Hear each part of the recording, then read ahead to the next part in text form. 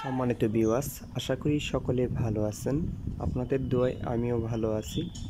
তো আজকে একটি খুশির খবর আছে, সেটি আপনাদের মাঝে শেয়ার করতেছি। তো আমার মুরগি আজকে প্রথম একটি ডিম দিয়েছে।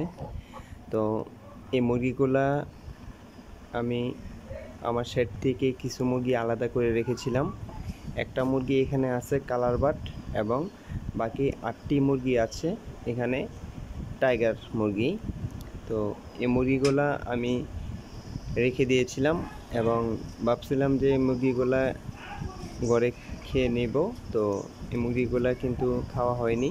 তো মুরগিগুলা রেখে দিয়েছিলাম এবং একটু যখন বড় হয়ে গেছে আমার কাছে একটু ভালো লেগেছিল যে মুরগিগুলা দেখি ডিম দেয় কি না। আসলে সত্যি সত্যি আজকে মুরগিটা একটি ডিম দিয়েছে, আসলে খুব ভালো লাগতেছে।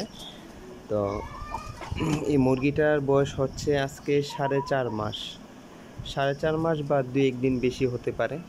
তো এই বয়সে মুরগিটা ডিম দিছে। আশা করি এখানে 9টি মুরগি আছে।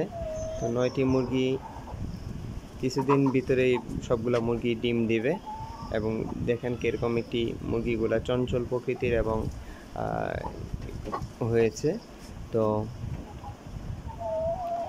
এই মুরগিগুলাকে কিন্তু আমি বিশেষ কোনো ভ্যাকসিন এবং বিশেষ যে যত্ন ওইটুকু আমি নেইনি, এভাবেই রেখেছিলাম এবং মুরগিগুলা এখন পর্যন্ত সুস্থ আছে।